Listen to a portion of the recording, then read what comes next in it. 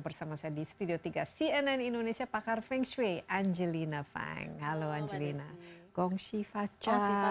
Semoga semakin sukses dan makmur. Iya, semoga semakin sukses dan makmur. Dan sebelum kita membahas ya, ini karena tahun ini sesuai dengan Shio ya, Chinese itu tikus logam. Tapi Angelina Fang, seorang ahli Feng Shui, mungkin bisa jelaskan sedikit ilmu Feng Shui itu seperti apa dan bagaimana Shio itu juga merupakan bagian dari Feng Shui itu sendiri. Nah, kalau Feng Shui itu sebenarnya Feng adalah angin, Shui adalah air. Jadi ini adalah ilmu dan seni untuk menyelaraskan manusia dengan lingkungan sekitarnya. Gitu. Biasanya kita menggunakan Feng Shui ini lebih banyak di rumah karena kita menghabiskan waktu paling banyak di rumah, Mbak Desi. Nah, otomatis untuk menyesuaikan atau menyelaraskan rumah dengan penghuninya, kita harus mengecek hoki orangnya.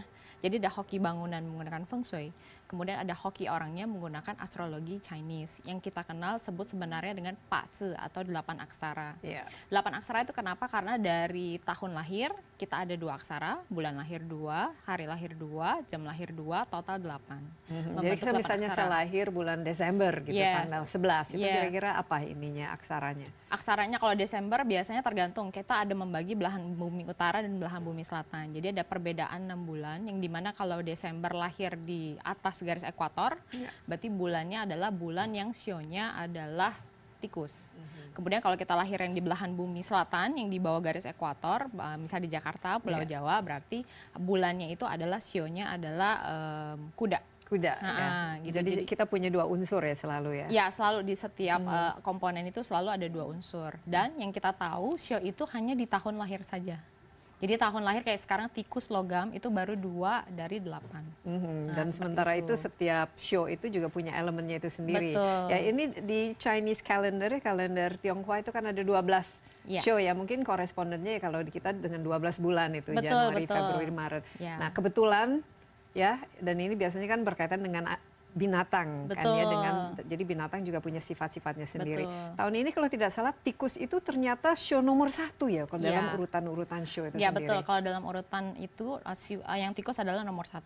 Kemudian kedua kerbau, kemudian macan, kelinci, naga, ular, kuda, kambing, monyet, ayam, kemudian anjing dan babi. Ya, dan biasanya karakteristik dari binatang ini mungkin ada kaitannya dengan binatang secara sebenarnya. Sebenarnya orang selalu menganggap begitu Shio tikus ingatnya sifat tikusnya. Sebenarnya ini hanyalah lambang binatang untuk mewakili satu elemen.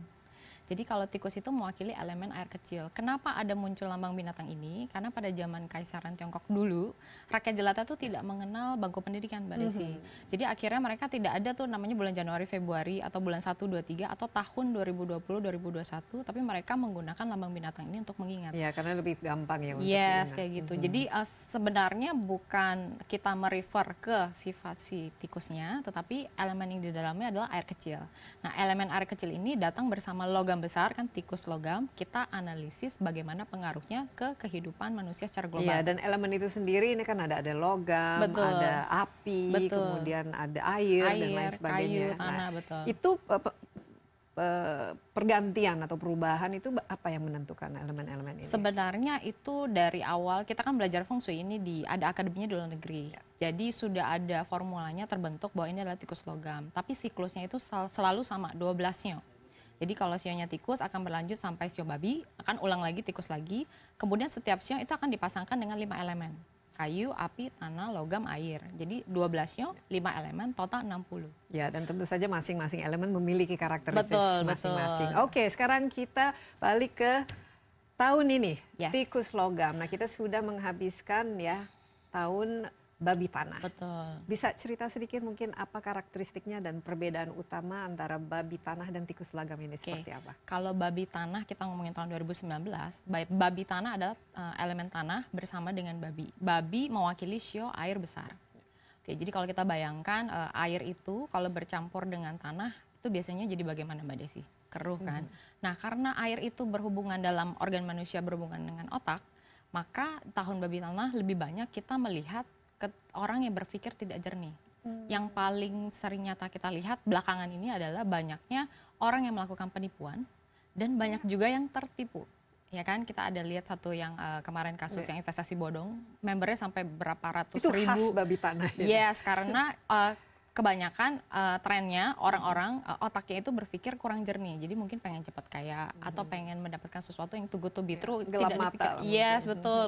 Jadi keruh, jadi pemandangannya tidak jelas. Betul. Nah, itu kan salah satunya contohnya untuk investasi. Ya, contoh yang lain adalah karena kisru orang bisa konflik, karena pikiran tidak jernih mudah untuk istilah bertengkar dengan orang lain. Nah, itu contohnya seperti itu. Jadi tahun 2019 itu sebenarnya agak kacau ya. Betul, karena tanah dan air itu sebenarnya kurang harmonis. Tanah membendung air. Kita bayangkan seperti danau. Jadi hanya tanah yang bisa melok air itu gitu.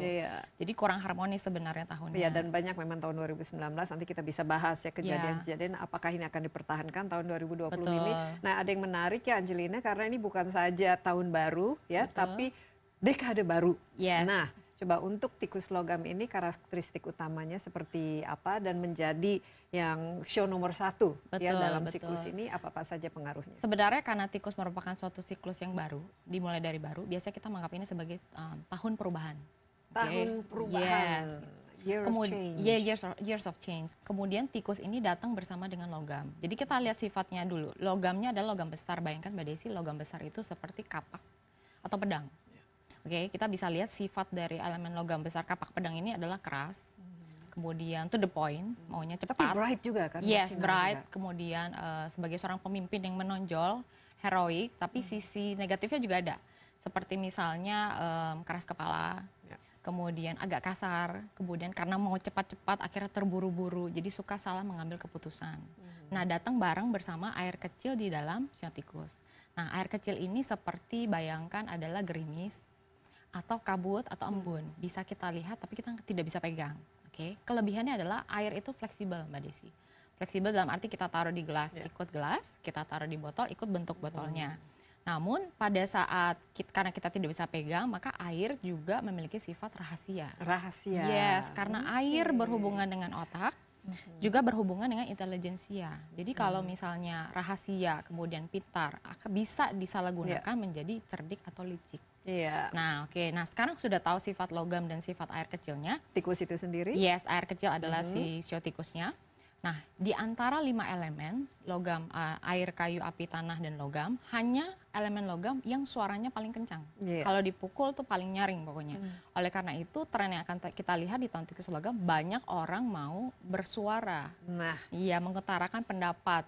Dan karena maunya cepat, kadang tidak dipikir dulu, ngomong dulu, belakangan akhirnya baru menyesal. Menyebabkan konflik. Baik, itu. ini apalagi dengan sosmed ini bisa...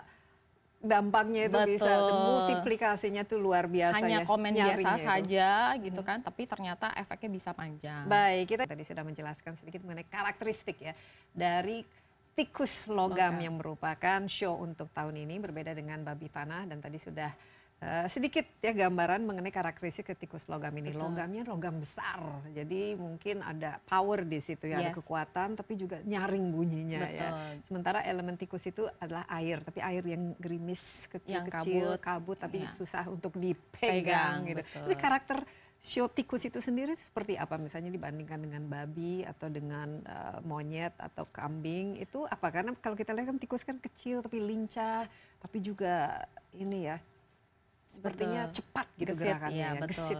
Sebenarnya kalau kita melihat sifatnya tikus, sebenarnya bukan kita menggunakan sifat tikus yang dimiripkan dengan elemen air kecil, tapi elemen air kecilnya yang memang kita gunakan sifatnya, yang dimana sesuai mungkin agak sedikit mirip dengan sifat sio tikus, mungkin makanya itu digunakan sebagai lambang mewakili elemen air kecil. Nah, jadi kalau cerdas sudah pasti karena elemen air kecil itu berhubungan dengan otak, jadi kalau misalnya dalam hal berpikir, intelijensia akan lebih baik. Gesit karena mereka memiliki kemampuan atau kepintaran yang baik. Dan adaptable tadi ya, setiap wadah apapun mereka bisa beradaptasi. Betul, ya di situ. lebih fleksibel.